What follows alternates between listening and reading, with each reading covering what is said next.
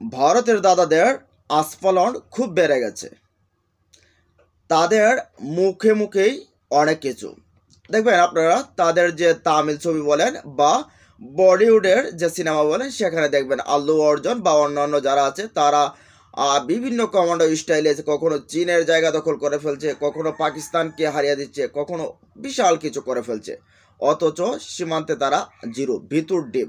আমরা দেখলাম চীন এই যে তাদের যে এই লাদাখ সীমান্তের ওদিক দিয়ে 60 কিলোমিটার তারা দখল করে নিয়ে গেছে, কচুটাও ছিঁড়তে পারেনি ভারত। এবার তারা হুমকি দিচ্ছে বাংলাদেশকে দখল করবে। তারা হয়তো বা জানে না যে বড়াইবাড়ির যুদ্ধের ঘটনা হয়তো বা তাদের মনে হয় খেয়াল নেই, যে 168 জন সেনা মারা গেছিল, মাত্র আমাদের 7 জন 8 জন বিডিআর কাছে তারা পরাস্ত হয়েছিল। 178 জন সেনা ভারতীয় মারা গেছিল। তো যাই হোক, এবার ভারতের মমতা ব্যানার্জি তিনি বলছেন তাদের যে লোকসভা, তাদের যে পার্লামেন্ট, সেখানে বলছেন যে বাংলাদেশে জাতিসংঘ, মোদী সরকারের নজর কাটছি, বাংলাদেশে জাতিসংঘের মাধ্যমে যাতে শান্তিরক্ষী মিশন পাঠানো হয়, শান্তিরক্ষী বাহিনী পাঠানো হয়। তবে এর কড়া প্রতিবাদ জানিয়েছে আমাদের বাংলাদেশের যুব ক্রীড়া উপদেষ্টা আসিফ মাহমুদ। সাথে সাথে আমাদের পররাষ্ট্র উপদেষ্টাও জানিয়েছেন। আসিফ মাহমুদ বলছেন বরঞ্চ ভারতে শান্তিরক্ষা বাহিনী পাঠানো দরকার, কারণ তারা আমাদের হাই কমিশনের উপর হামলা করেছে, তাদের যে নিরাপত্তা কর্মীরা রয়েছে তারা সে নিরাপত্তা দিতে ব্যর্থ হয়েছে। আর এত করে বোঝা যায় যে তাদের দেশের কি একটা বিশৃঙ্খল পরিস্থিতি, তাদের যে নিরাপত্তা কতটা ঘাটতি রয়েছে। তাদেরকে জাতিসংঘ বাহিনী থেকে, জাতিসংঘ শান্তিরক্ষা বাহিনী পাঠানো হোক সেখানে, প্রয়োজন হলে বাংলাদেশের সেনাবাহিনী দিয়েও সেখানে সহযোগিতা করা হবে। একেবারে দিয়ে দিচ্ছে জায়গা মতো। বাংলাদেশের ভেতর থেকে ফুসে উঠছে, বাংলাদেশের থেকে স্লোগান উঠছে দিল্লি না ঢাকা, ঢাকা ঢাকা। বাংলাদেশ এখন আর ভারতের চামচামি করে না, ভারতের তাবেদারি করে না। বাংলাদেশ থেকে বলা হয়েছে যে যদি ভারত বাংলাদেশের দিকে চোখ তুলে থাকায়, তাহলে আমরাও 7 সিস্টার্স তছনছ করে দেব। ভারতে দেখেন, ভারত সম্ভবত পৃথিবীতে একমাত্র দেশ যে দেশটার আশেপাশে কোনো বন্ধু রাষ্ট্র নেই। ভারতের পার্শ্ববর্তী কোনো একটা দেশ তাদের বন্ধু রাষ্ট্র নেই। এমনকি পিসকে এক নেপাল, যেটা হিন্দু একটা রাষ্ট্র, ভারত হিন্দু রাষ্ট্র না, হিন্দু একটা রাষ্ট্র।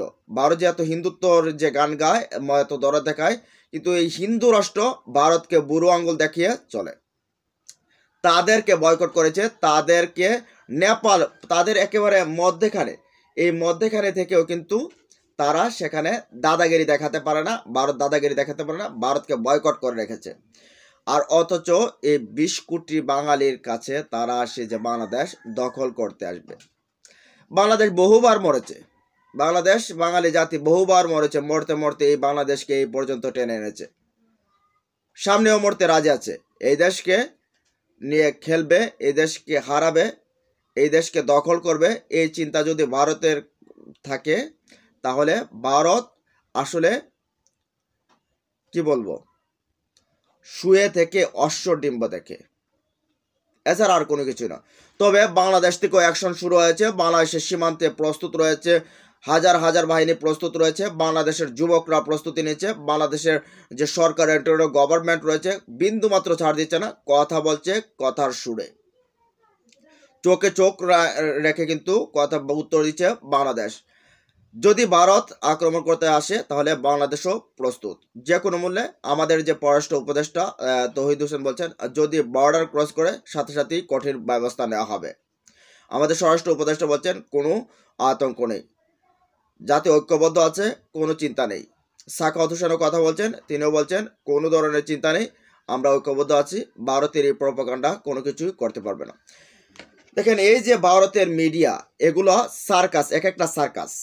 এগুলার কাজ হচ্ছে যত আবল তাবল কথা আছে সবগুলোই এই প্রচার করা। বাংলাদেশের ভেতরে নাকি হিন্দুদের মন্দির বা হিন্দুদেরকে মারধর হচ্ছে বিভিন্নভাবে, অথচ বাংলাদেশের হিন্দুরা বলছে যে তা 5 তারিখের পর থেকে কোনো একটা মন্দিরে হামলা হয়নি, কোনো হিন্দুদের উপর হামলা করা হয়নি। এর মধ্যে বাংলাদেশের সরকার কিন্তু ডক্টর ইউনূস কিন্তু কামও সেরে ফেলছে, যে কূটনৈতিক যারা রয়েছে তাদেরকে নিয়ে কিন্তু ব্রিফিংও করে ফেলছে, যে তাদেরকে দেখতে বলছে যে বাংলাদেশের ভেতরে অস্থিতিশীল কোনো পরিবেশ আছে কিনা, কারণ ভারত আন্তর্জাতিক কার্ড খেলতে চাইবে, এই কার্ড খেলাটা বন্ধ করে দিচ্ছে বাংলাদেশ সরকার। ভারত যতটুকু খেলতে জানে, বাংলাদেশের যে সরকার ডক্টর ইউনূস তিনিও কিন্তু ভালো খেলতে জানেন, কারণ তিনি একজন নোবেল লরিয়েট। আর ভারতের মোদি হচ্ছে একজন চা বিক্রেতা। তো যাই হোক, সর্বশেষ একেবারে দিয়ে দিছে, ভরে দিয়ে দিছে ভারতকে বাংলাদেশ।